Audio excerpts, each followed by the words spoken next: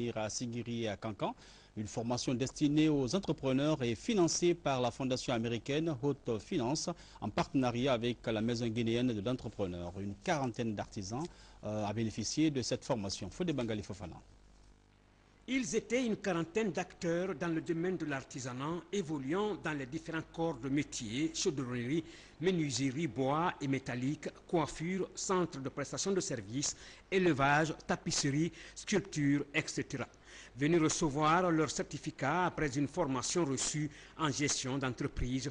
Gérez mieux votre entreprise. L'objectif de la formation, aider ces entrepreneurs à réorganiser leurs entreprises pour une meilleure gestion afin de créer l'emploi.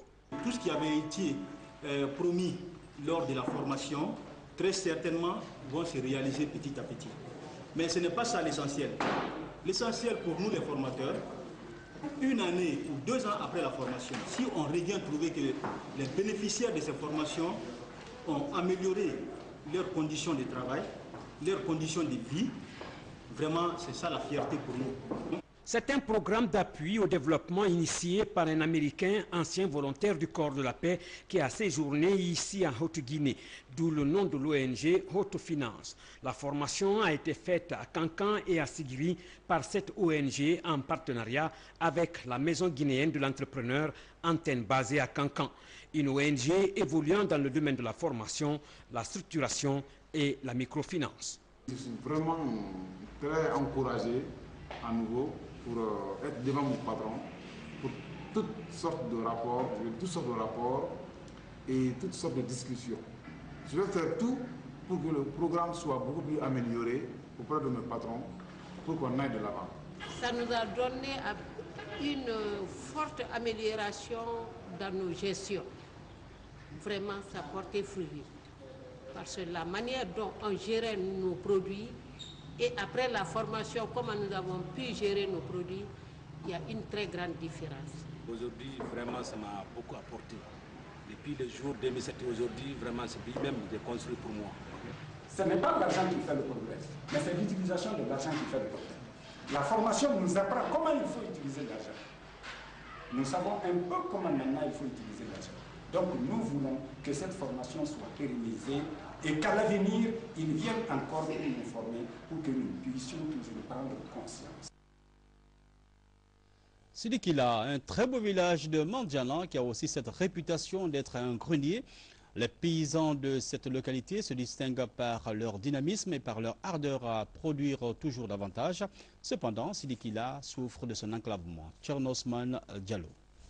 Si le village de Sidikila, situé à 150 km des pistes rurales de la préfecture de Mandjana, une piste rurale aujourd'hui dégradée rendant la circulation difficile.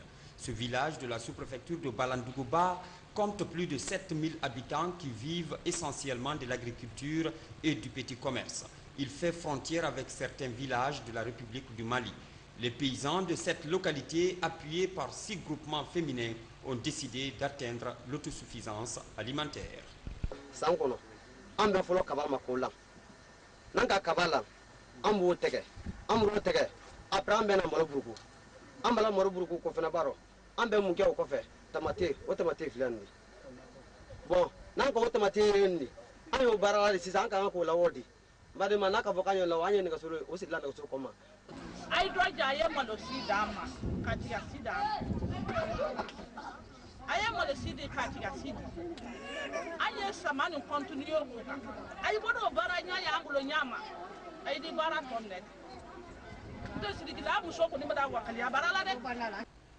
Pour y parvenir, ces paysans sollicitent du gouvernement l'obtention des intrants agricoles, des engrais, des appareils phytosanitaires et des semences des produits maraîchers.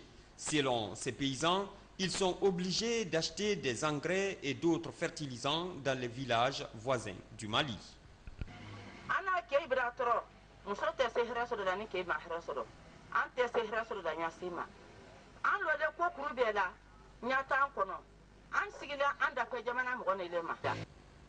Sidikila est enclavé. Il est un manque énorme de pistes qui mènent les populations vers les zones de production. Voilà, c'était donc un commentaire de Tcherno Younoussa Ba. L'école primaire du quartier de Briqueterie à Cancan a été agrandie, ceci grâce à un fils du pays, Mandiouf Moro Sidibé, qui a construit là 3 nouvelles classes. Un geste qui permet d'éviter la pléthore d'effectifs dans les classes. Fodé Bangali Fofana. Ne dit-on pas qu'une personne qui crée une école fait une grande œuvre pour l'humanité? Dans ce quartier de la Briqueterie de Cancan se trouve le groupe scolaire au nom évocateur Arc-en-Ciel. Il a été créé en 2001 de la volonté de missionnaires venus de la Côte d'Ivoire. L'initiative a pour but d'offrir une opportunité de scolarisation supplémentaire à un tarif abordable pour les familles démunies. Dans cet établissement, l'encadrement a à l'esprit qu'un enseignant mal formé déforme l'enfant.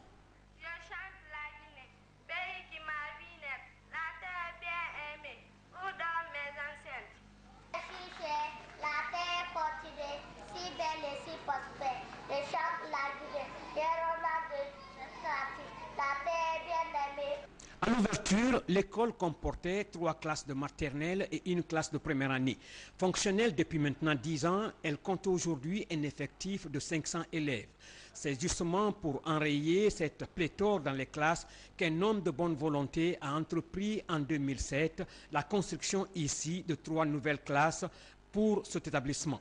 Cet homme, c'est Dr Moro Sidibé, médecin obstétricien de son état.